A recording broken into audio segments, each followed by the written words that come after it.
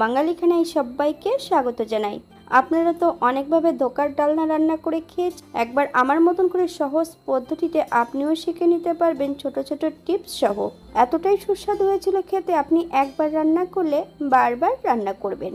আজকে আমি এখানে ধোকা তৈরি করব টক দই দিয়ে। কিভাবে টক দই দিয়ে ধোকা তৈরি করব চলুন সেটা একবার দেখে নিয়ে যাক ভিডিওর মাধ্যমে। আশা করছি আজকের ভিডিওটি ভালো লাগবে। সকল বন্ধুদের কাছে অনুরোধ করছি সম্পূর্ণ ভিডিওটি দেখার। এখানে আমি আগের থেকে বেশ কিছুটা ছোলার ডাল ভিজিয়ে রেখেছিলাম। সম্পূর্ণ ছোলার ডালগুলোর জল ঝরিয়ে নেব।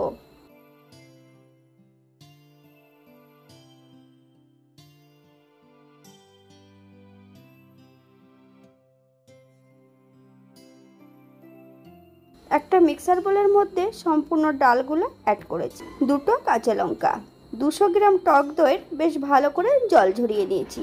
সম্পূর্ণ টক দইটা অ্যাড করব। একটা ডিম, হাফ চামচ লবণ, হাফ চামচ হলুদ গুঁড়ো, হাফ চামচ চিনি। আপনারা স্বাদ অনুসারে লবণটা অ্যাড করবেন।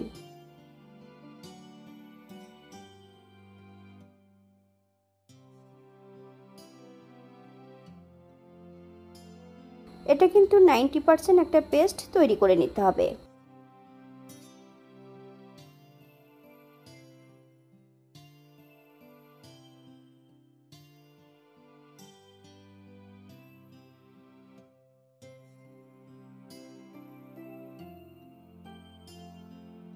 এমনভাবে তৈরি করে নিলেই হবে।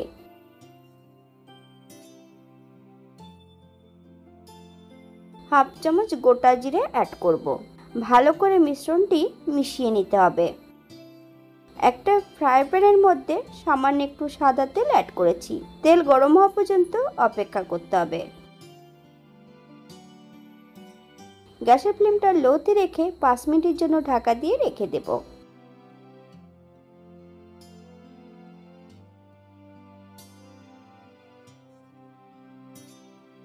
এক এক ধার 5 মিনিটের মতন ঢাকা দিয়ে রেখে দিলেই কিন্তু এটা এমনভাবে শক্ত হয়ে যাবে। গ্যাসের ফ্লেমটা অফ করে দিয়ে আমি এটাকে ঠান্ডা করে নেব। ঠান্ডা করে নিয়ে আমি ধোকাগুলোকে কেটে নেব। অপর দিক থেকে একটা কড়াইতে বেশ কিছুটা সাদা তেল অ্যাড করেছি। তেল গরম হওয়া পর্যন্ত অপেক্ষা করতে হবে। হাফ চামচ লবণ আর হাফ চামচ হলুদ গুঁড়ো দিয়ে বেশ কিছুটা আলু আমি বড় বড় টুকরো করে কেটে নিয়েছি। সম্পূর্ণ আলুর টুকরোগুলো অ্যাড করব। মিডিয়াম আঁচে বেশ কিছু সময় ধরে ভেজে নিতে হবে।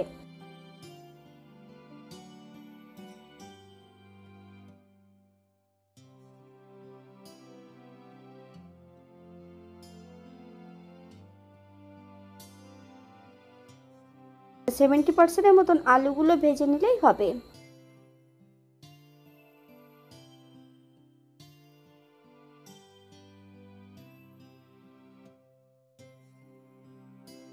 এমন বরফির আকারে কেটে নিয়েছি। আপনারা আপনাদের পছন্দ মতন ধোকাটা কেটে নিতে পারেন। একই তেলে সম্পূর্ণ ধোকাগুলো ভেজে নেব। আপনারা একবার স্ক্রিনের দিকে ফলো করবেন।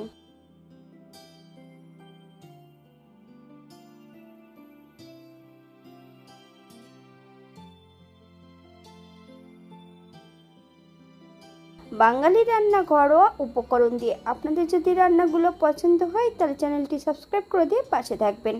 পাশে থাকা বেলটি বাজিয়ে দেবেন, নইলে নিত্য নতুন রান্নার নোটিফিকেশন পাবেন না। আমার এই চ্যানেলে আমিষ, নিরামিষ এবং ধোকার ডালনাও দেওয়া আছে। আপনাদের যদি পছন্দ হয় তাহলে চ্যানেলটি ঘুরে একবার দেখে নেবেন। উল্টিয়ে পাল্টিয়ে ধোকাগুলোকে ভেজে নিতে হবে।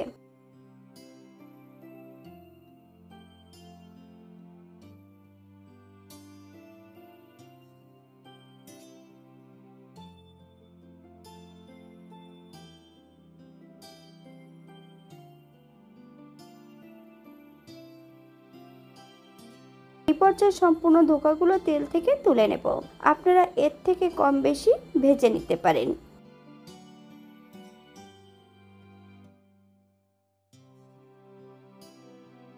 একই তেলে রান্না করব।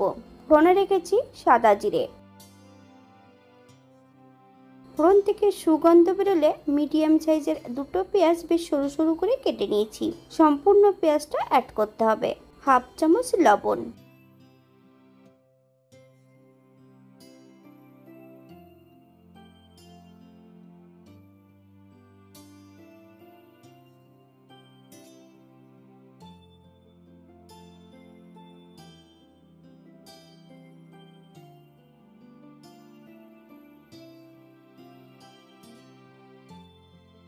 8 থেকে 10 কোয়া রসুন 80% মতন বেটে নিয়েছি।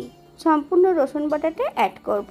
পেঁয়াজ রসুন থেকে যতক্ষণ কাঁচা গন্ধ ছাড়বে ততক্ষণ বেশ ভালো করে ভেজে নিতে হবে।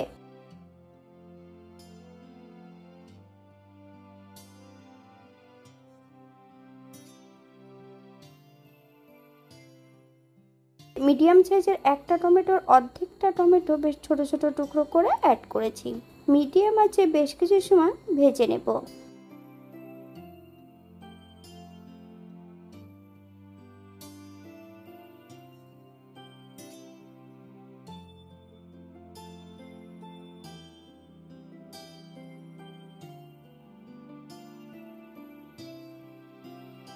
এখানে আমি আগের থেকে বেশ কিছুটা মশলা বেটে রেখেছি। আদা, জিরে, ধনে, দারচিনি, এলাচ, লং বেশ মিহি করে বেটে নিয়েছি। হাফ চামচ কাশ্মীরি লঙ্কার গুঁড়ো, হাফ চামচ হলুদ গুঁড়ো। মশলাটা বেশ ভালো করে ভেজে নিতে হবে। মশলাটা 2 থেকে 3 মিনিটের মতন মিডিয়াম আঁচে ভেজে নিলেই হবে।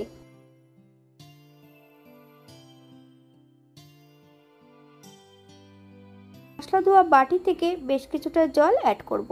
মশলাটা বেশ ভালো করে কষিয়ে নিতে হবে, অথবা মশলা থেকে যতক্ষণ তেল না ছাড়ছে ততক্ষণ বেশ মশলাটা ভালো করে কষিয়ে নিতে হবে।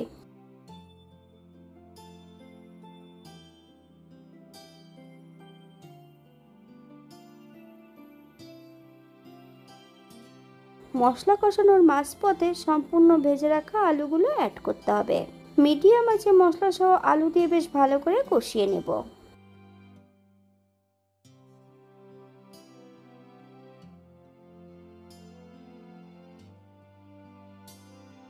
হাফ চামচ চিনি, আপনারা যদি পছন্দ করেন তাহলে পরিমাণে বাড়িয়ে দিতে পারেন।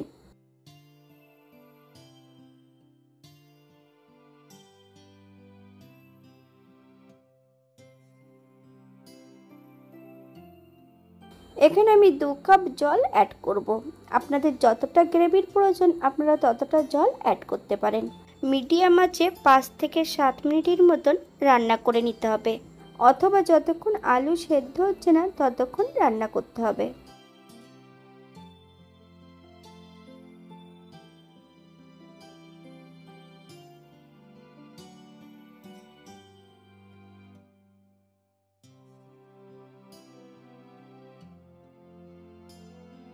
সম্পূর্ণ ভেজে রাখা ধোকাগুলো অ্যাড করতে হবে।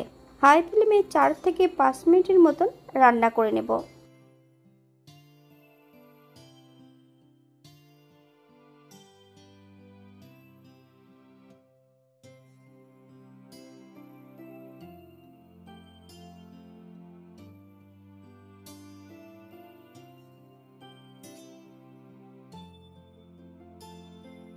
এখানে আমি 2 চামচ ঘি অ্যাড করব। আপনারা যদি পছন্দ করেন তাহলে পরিমাণে বাড়িয়ে দিতে পারেন।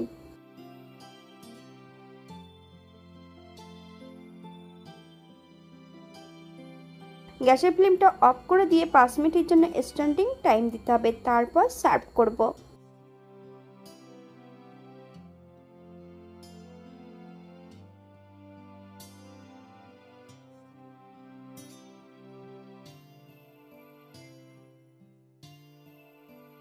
এটা দেখতে যেমন ভারী সুন্দর হয়েছিল, এটা গরম ভাতে, রুটি, পরোটা, লুচি সবকিছুর সঙ্গে অসম্ভব ভালো লাগবে।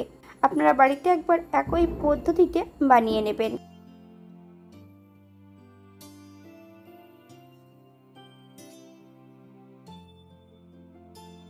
আমি এখানে যে উপকরণগুলো অ্যাড করেছি আপনারা এর থেকে কম বেশি করে নিতে পারেন। এই রান্নাটি আমি পেঁয়াজ রসুন দিয়ে করেছিলাম, আপনারা পেঁয়াজ রসুন ছাড়াও এই রান্নাটা করতে পারেন।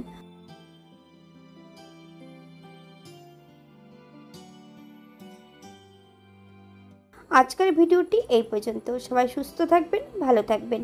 অন্যদিন নতুন রেসিপি নিয়ে আপনাদের সামনে আবার আমি হাজির হব। নতুন ও পুরনো সকল বন্ধুদের অসংখ্য ধন্যবাদ ভিডিওটি দেখার জন্য। হাতে যদি সময় থাকে তাহলে একটা লাইক, কমেন্ট, শেয়ার করবেন।